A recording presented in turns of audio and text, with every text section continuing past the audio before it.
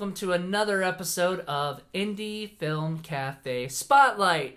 And today I have my co-host, Paul A. Presenza, otherwise known as the Moo Cow Moo. I'm Jonathan A. Moody, and we have a special guest. Now, generally on the show we try to get people who we've seen their films and we've reviewed their films. And we reviewed one of Cayt Feinics' films that she was in, Clownado. When we did What the Fuck Friday, I think it was the first season. Todd Sheets. Yes. A Todd Sheets classic. Absolutely. There you go. So, I had first heard of Cayt through my buddy Dustin Hubbard. He worked on a film called Like Animator. That's how you say it, right? Yeah. Okay. Some people pronounce it like a mater. Like a mater. It's like animator, yes. Like animator. It's like an animator. Yes.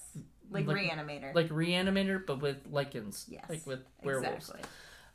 What was it like, okay, so let's first begin. Like, what was your first film that you worked on? So the very first film I did was American Guinea Pig, Bouquet of Guts and Gore with Stephen Biro. Okay. Nice. Yeah. And you were telling me a little bit about that and like how fun the set was and how professional. Can you tell us a little bit more about that? Yeah, so actually doing it was my very first film, so I kind of got into it on accident. Stephen had called and said that he was dropping out of one project because of just some creative differences, but he had gotten the rights to the Guinea Pig series for America, and he ended up, I was like half joking, half serious, like, I want to be in it. Because that's a Japanese series. Yeah, because I've seen a couple of the Japanese ones. They were pretty hardcore stuff. Yeah, Flowers of Flesh and Blood was the first one. Yeah. So, it was kind of an ode to that, Bouquet of Guts and Gore. Okay. And, so he was like, are you serious? And I was like, well yeah, I'll do it. I had no idea what I was getting myself into. But I got to do a full body cast, which was really rad for my first film. Like, usually people don't get to do full body casts, so that was actually really cool. I've never done one. I'm jealous. Yeah, I actually have my body in my shed at my house. Wow, nice. Everyone should. I mean, come on. They let you take it home? Steven was moving out to LA, and he's like, I don't want this. You want it? I was like, do you want your body? Yeah, sort of. Sure, why not? Find it useful? You should have put it under your bed. Yeah, just creep people out. Like a body under my bed. Right. Exactly. So, yeah. So, I ended up working with him. Dan Beber was the cinematographer. He did all that. It was shot on film, Super 8, and video. Ah, very nice. Very nice. So, it was definitely a good time. And worked with 8, a.k.a. Frank Piccarelli. And he's a really awesome dude. So, but yeah, that's how I got into everything. That's how I ended up meeting Sean Donahue and Chris Woods. And wow. So then you just started working from there, right? Yeah, pretty much. Outstanding. So how do you usually, do you usually seek out gigs or do people generally come to you? So it depends on the people. Usually I try to connect with people. So I always, end up talking to directors. And I'm like, hey, I'd really like to work with you on something. Or, if you have projects in the future, let me know. I'd really like to be involved. And so, some of them that, and then I've had people reach out, Todd Sheets was really rad, and I met him at a convention. He's like, I want to put you in one of my movies. And then, sure enough, there, Clownado. Todd Sheets has never said that to me. I'm just putting that out there, Todd. Come on. I know. I feel bad for you, Paul. He's like a hot girl or Paul. I mean, I've been watching his movies since the early '90s. Come on, Todd, give me a break. I remember we did the review for Clownado, and we did talk about you because I was good friends with you, and we both love Todd because we also reviewed Bone Hill Road, and we also reviewed our first movie we ever reviewed was Prehistoric Bimbos from Armageddon City, also by Todd Sheets. A movie Sheets. He doesn't particularly like to talk about, but it's really fun, and we just enjoyed it, and what the heck. Yeah, we're still going to do the sequel, the Bimbos BC at some point. Maybe we'll have you as a guest for that one. Be amazing.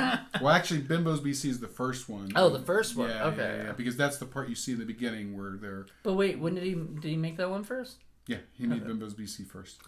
But, so I didn't know who you were, and so when I saw you in Clownado, I was like, wow, she is really, really good. let's find out about her and let's see if we can't get her into some of our projects. You really, really impressed me. And thank you. And we did. I'm so happy. We did. We put you in our project because I know, and I've had a great freaking time. Thank you. So we'll talk about that in a little bit. But so what is what's the toughest role that you've had? So this movie, Crack Baby Billionaire. Wow. So it's not a lot of people know about it because the only way you can get it is through me. Did you own the rights to it? Or kind of. Even the director doesn't have original copies, so he lets me make copies of it. So I think the only other person that you could buy it from was Joel Wynkoop. Oh wow! Really? But I gave him all of my copies that I had, and then I made more. But this movie, man, we filmed in an abandoned behind an abandoned flea market in Tampa in the middle of freaking summer. Oh dear. Wow. So it is so freaking hot outside, and I was wearing this like weird ass. Well, I had to wear a grill that didn't really fit in my mouth, so I was like talking with a lisp. It was really funny. My character's name is Mercedes, and she was ridiculous. And she talks with a lisp. Yeah, and I had to, or there was like real human crap on the ground. Ew. Yeah, that's rough. And it was near where we were filming. I don't know why the director was like, "You're gonna stand near this." No, we're not. I mean, see, okay. Look, there's sometimes to tell the director no, and that's the time. The real human crap is probably my line. And, I mean, like we were far enough away, like where unless it's my own. But you can see it was just gross. Then. But anyway, I had to drink strawberry milk that had been in a cooler, but it's Florida summer, it was like lukewarm, with gummy worms in it. And then we had another cup that had like real worms in it. What? And it was supposed to be I was drinking real worms, and then I had to. Am I allowed to cuss on the show? I know yeah, I did of course. Okay, yeah. Okay, cool. So I had to shit it all out. What the fuck? And it was like they had this tube like coming out the back of me, and it was like shit and blood like mixed together, and because all of it was sticking to me, all the bugs were like surrounding me. And I had no place to wash off, so I had to like go home in this whole mess. I had to like find a towel in my car and like lay it down. See, suddenly I don't feel so bad about some of the things we wanted to have you do in our script. I know, right? So that definitely was probably the most difficult out of all the roles. It makes for a great story, though. How do you concentrate on playing your character and exploring it when all you can think about is how filthy you are and how you really want to take a shot? I mean, because you just want to get through it as quick as possible. How did you manage to get through that? Yeah, just we ended up, I had a great time. Like, don't get me wrong. Like, I got to work with Cayt again. I got to work with a couple other people. Like, everybody was really rad, and I worked with this really scary looking biker dude. But he was like a giant teddy bear. Right. Super, super sweet. And it was like me and a bunch of dudes, so everybody was like, "Are you okay? Are you, making sure I was fine and everything." Worked with Bob. Bob Glazier was on that. Nice. But yeah, we had a great time. It was just uncomfortable. Okay, fair enough. So I have to ask, what was it like working with Todd Sheets, the man? Amazing. Yeah. I love him and his film crew. And I will say, like, he has a lot of people on set. It's the most people I've ever worked with on a set. But what I really appreciate about him is he gives everybody a chance. Anybody that's interested in film, anybody that has, a passion in it, he will give them the opportunity to come on set and learn these ways. And there was there was a girl that came on set who was interested in special effects. I think she was in high school. And Todd was totally fine with her coming out and, like, helping out and, like, learning how to do some of this stuff. And I think that's really cool because not a lot of directors would do that. Usually you want a close set where you have your people and that's it. And he's opened it up, but he has a really good crew. Yeah, that's great. You don't really get a whole lot of indie directors who will mix people like, say, Liana Quigley or some of the other more established B-movie stars, at the same time are going to let in people who are don't have very much experience at all and are basically learning on the job, and to be able to mix with that. And that's great, because to have newbies mixed with some of the older folks who know what they're doing, that's a great way to learn the business. Exactly. And, yeah, that's just great. You know? Yeah, I adore that. Like that's the kind of way I want to be. Well, we kind of are with some folks. Yeah, like we had you and we had Tina Kraus in the scenes, and we work with people. Like we just had a guy who never worked before, and did this stuff, and he gets to learn, how to do this, and that's, to me, that's important. Or how not to do it. Well, or how not to do it. Or how not to do it. Yes. Yeah, you have to. I mean, people, if you want it to continue on and you want to expand the indie film world, like, you have to give people the opportunity. Yeah. Exactly. Yeah. And that's great. I mean, Todd Sheets has been around a nice long time, and I imagine this is the way that he kind of got into the biz too. At some point, we're gonna have to pin him down and do an interview, because I'd like to hear what he has to say. Yeah, he has a lot of really good mentors. Like, the mentors that he has have definitely taken him under his wing, so he's definitely followed suit and taken other people under his. And I think we talked a little bit before, and you mentioned that he has kind of like this tradition where he kind of gets everyone revved up. Yeah, so everybody at the beginning, he brings his boombox with him, and we're whatever set. And everybody, an actual boombox, like it's not like a giant boombox. It's like a CD player. Is it playing Enochian Key, his old band? It would be amazing. That would be fun. But he has this song that plays, and everyone, it's kind of like a meditation thing. He kind of talks. It's weird. It's almost like a group spiritual experience without being like religious, I'd say. But he talks about how, everyone just being on the same page, and everyone closes their eyes, and you just kind of concentrate on his words and the music that's being played, and it really gets everyone on the same page. And there was even one day during filming Clownado where we weren't able to do it beforehand. We were running so far behind, and that night did not run as smoothly as when everybody was like, when we did the meditation thing beforehand. So it definitely works. Right. And, Todd Sheets has been around a while, and he went through some rough patches. Yeah. And so I'm really, really glad that he was able to continue doing what he's doing, because, frankly, I don't know what he'd be doing if he wasn't making films. He's seems so dedicated to his craft, and he's been advancing and learning and getting, doing better and better and better as things are going on. Especially after Bone Hill Road, I was really, I personally think Todd Sheets is ready for doing movies that don't necessarily involve a lot of gore. I mean, that was like his thing. That was kind of what he built his bones on, was he was always doing a lot of gore stuff.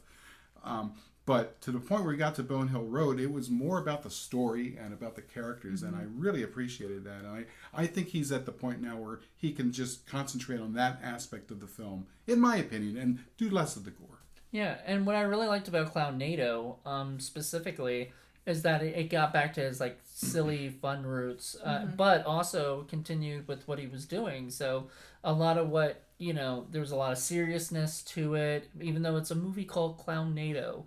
You wouldn't think there's a lot of seriousness to that or whatever, but they really brought a lot of like, they try to make you care for the characters, and your character was like, just a fun, yes. We loved your character. I love Satchel. Yeah, Satchel. Oh my god, I forgot that name. How much of that was, say, Todd Sheets, and how much of that was you, in that particular character? So he pretty much gave me reign to play her. Like, he's like, I don't want you to be like Harley. Like, I don't want you to be Harley Quinn. He wanted me to kind of create this unique aspect of her. So I was like, I just want to play, and she's still crazy, like, but she's not as, like, just a little bit. She's not as, like, rambunctious as a Harley Quinn. She kind of, like, is more intimidating, I would say. And so with that, like, he really liked like, I would start to do something and he'd be like, oh, I like that, just keep doing that. So, or like, he would be like, tweak small things and be like, oh, I want you to do this. And he ended up adding a scene where I don't think it actually made it into the movie. I think it was like in an ending sequence or something. I can't remember.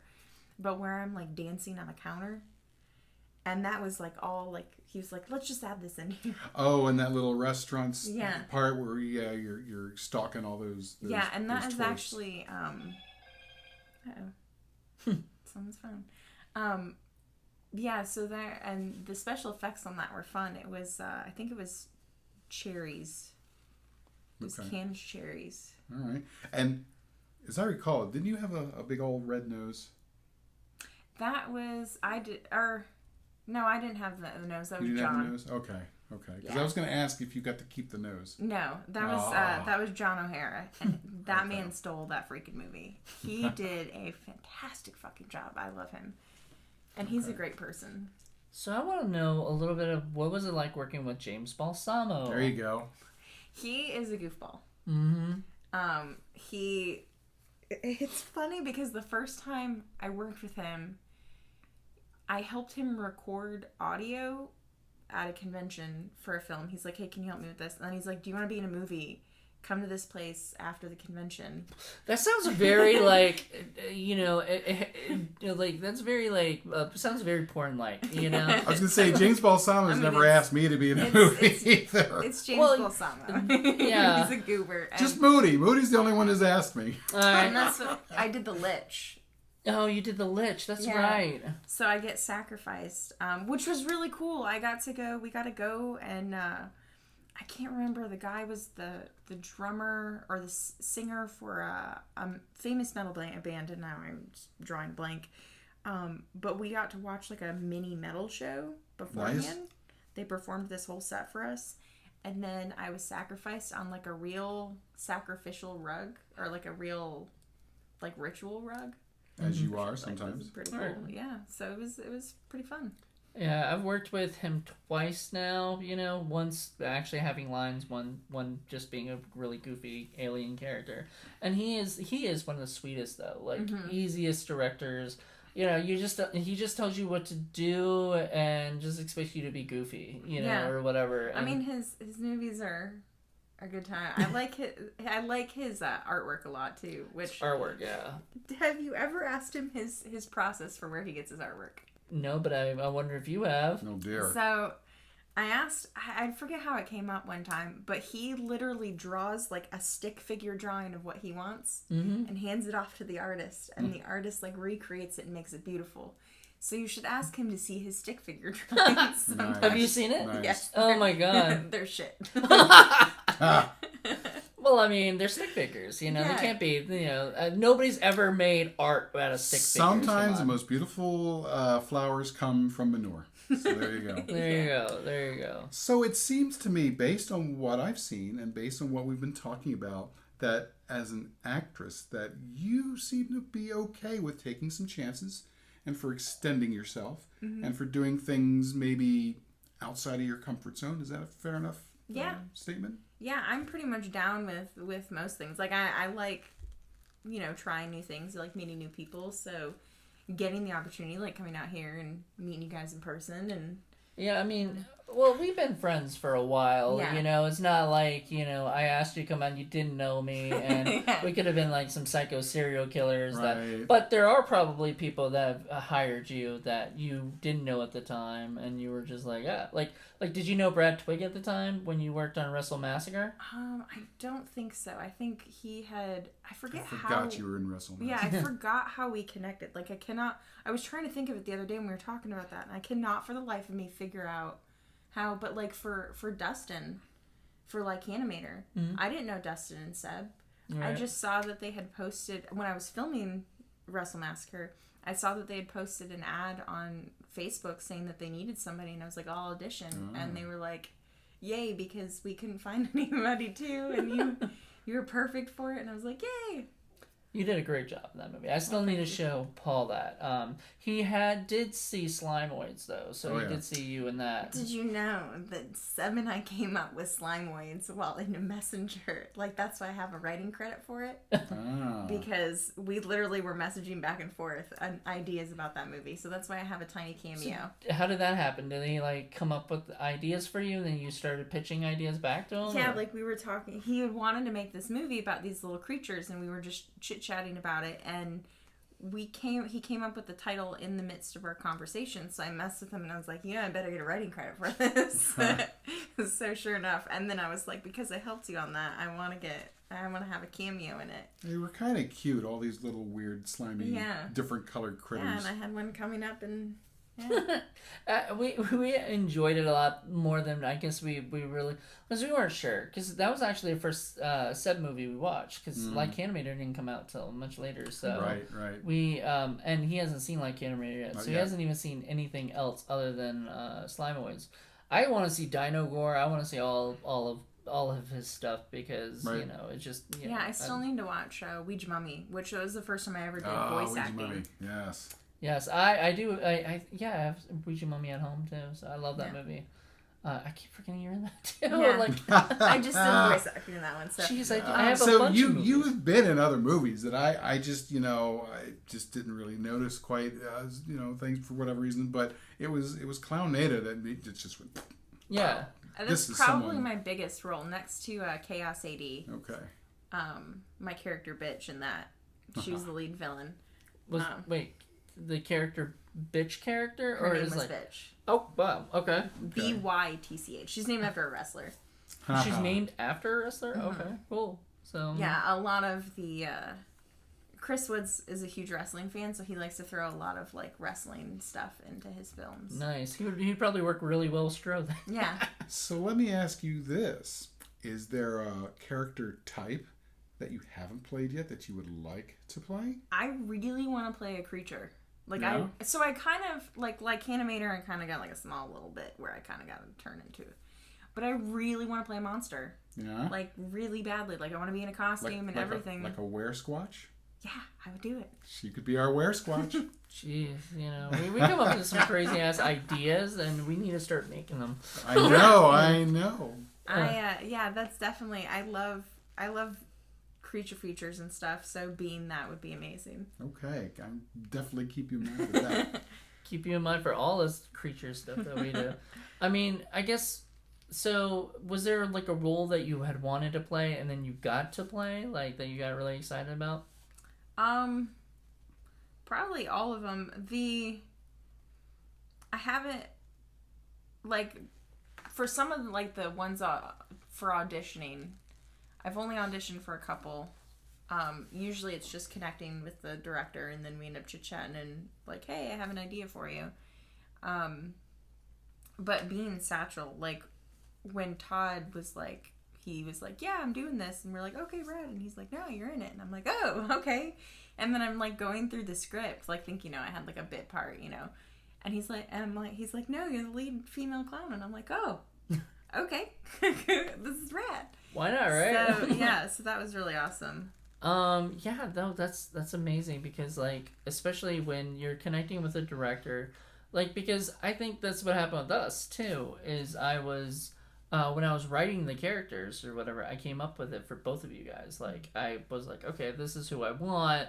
Let's see how we can like make this happen, So we made it happen, and we got you guys out here.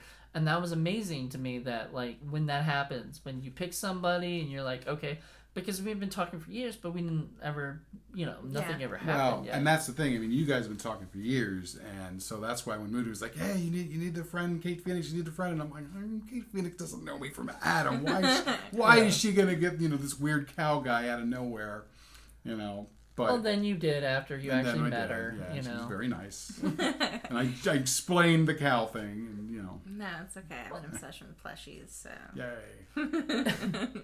Well, and some people kind of might be a little weirded out by that, but some people might not care. Like I don't. I figure everybody has their thing that they love, and as long as it's not hurting anybody. There you go. There you go. Leave it be. Well, let me ask you this: though you're mainly an actor, are there other aspects of the business that you'd like to branch off and maybe try? Maybe writing or directing or doing other things? I really want to write and direct. Okay. So I have a couple of ideas. One that's like, it's very, very baby stages of getting into anything that I'm really excited about. But Okay. I used to write short stories and stuff, and need to get back into that. And it's just, sitting down and actually doing it. But I've taken script writing and stuff like that. Like, I do have a script that I would eventually like to have a budget to make. Oh yeah, sure.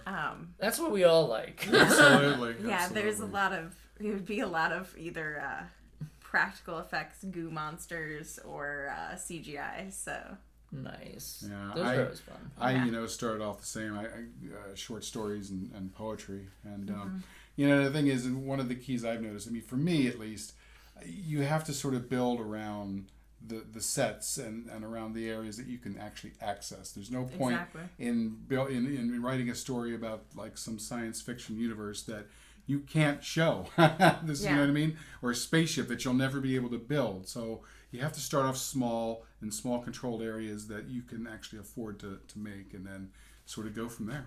Yeah, and that's what I have a couple of things. I have one that eventually I would really like to film that I've been working on since college. Ooh. And it's something different. It takes, different serial killer elements to a next level.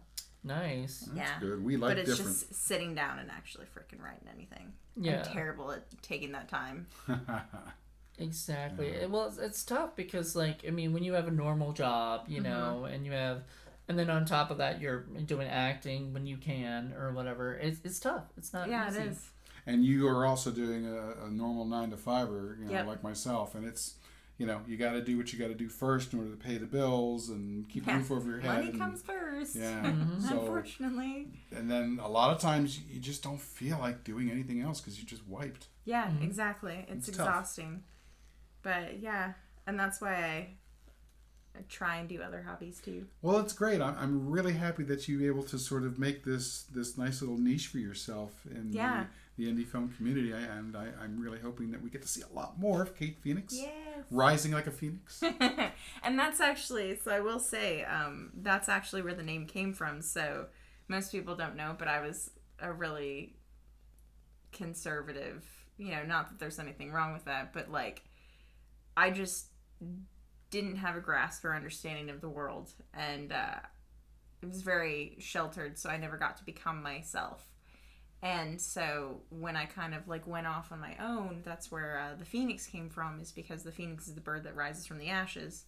So it kind of became my thing, like unintentionally. So you've been blossoming. Yeah. I like the name. I like the spelling of it too. It comes from like the Gaelic form of it. Oh wow, I didn't even know that. So that's really cool. So you really went all out, like to make sure to stand out too. Exactly. Yeah, I think that's awesome because that's great. Not everybody, well, I mean, people sometimes use their own, like a different name or whatever, but they don't really look into it that much, right? Or whatever. And full marks to you, because there are many people who never would have taken that step. And they just would have regretted it all their life, because it's not easy. No. So good for you. Good for you. Yeah, and I love doing all this. Like, to me, it's great fun. I get to meet new people. I get to hang out and do what I like. It's like, and acting is just like playing house with adults. There you go. I like playing dolls with adults. You know? Not that we do such things. All right, well, thank you so much. Is there anything, like, any projects that you have coming up that you want to talk about? So I do have one, and I can't really say anything on it, which sucks, because I really just want to, like, tell everybody what it is. So that one, follow me on social media, Cayt Feinics. And once I can officially announce it, I will. Yay. So, and those, wow, I feel really bad. Whenever I get asked this question, my brain is always like, you're going to forget everything you're going to be in this year. So I'm trying to think now, and I can't. Well, but you'll be with our social media. And hey, we've been filming and doing stuff all day long, so it's late. Yeah, but you are going to be in Tales from Echo Lake, yes. Echo Lake Massacre, which we're hoping to shoot for fall of this year. So we can't wait to show it. Hopefully, you'll be back and get to work with us with some more stuff too. Yeah, yes. We definitely want to. Like that's our thing. After working with you this time, we had such a fun time, and you were just easy to just work with. Like, I mean, and that's the thing. Usually, a lot of times you get those people. Sometimes they're just a little bit difficult, hard to direct, hard to tell what to do, and for a director, that's that drives me crazy. But but you were just wonderful. So thank you so much. Thank you. You guys are really I fully expected it. No, I expected it too. I'm just saying. I'm just saying. You just never really know. Period. Never know. but everybody had said always great things about you working with you. So I That's so couldn't good wait. to hear. I try. I try Yay. and hope that I keep a good reputation. Yeah, well, I mean, as long as you just keep at it, Yeah. like doing the way you're doing. So thank you so much, and Yeah, thank everybody, you guys. check. You said you have a website, or do you just do social media? I have a Facebook page, Cayt Feinics, so it's Feinics. and it's something. Cayt. Cayt. I gotta complicate shit, and then Instagram is at, I think it's the Risen Phoenix, Feinics. My past Instagram got deleted. They didn't like my content, so I had Were to you post? Whoa, what were you posting there? Oh, dear. yeah, things that Instagram decided was not appropriate. Oh. Well, you know what? Instagram, and Facebook freaking banned him for like a few days, so Breaking the law. things are just becoming way too easy for people like flag Well, things. it's because they have these bots, and it's the lazy dad way of punishing everybody for any little thing and just letting the bots do it and then sorting it out later. I will say I did complain and wrote a letter or wrote an email, and somebody actually got back to it and they let me out early. So Okay. Oh, that's somebody jealous. actually took a look at it and said, "Yeah, you're right. This probably shouldn't have happened." They tried to get me the other day because I had posted a goofy photo of my cat, and someone had posted a photo of their cat, and I was like, silly kitty, and I got a warning that said, this could be seen as bullying, and I was like, What? oh my god, this You're is... bullying a kitty. Yes. Sorry, I got a phone call and shit, so it stopped. But yeah, wow, you were just saying like they thought it was bullying. Yeah, they said it could be seen as bullying, and I was like, ignore. By who? The cat? Yeah, apparently so. That is crazy. Where my chickens at? Yeah. Well, thank you so much, Cayt. This is awesome, Yes. and we had such a Thank you fun guys. time, and we can't wait to see more Cayt Feinics movies, and Yay. hopefully a written and directed one by you. Yay. Yes, one day. So so when she gets her project going, if any producers want to go out and invest in her project, Yeah. hit her up. So thank you guys so much, and check us out next month for another Indie Film Cafe Spotlight. We will see you on the flip side. Bye. Bye.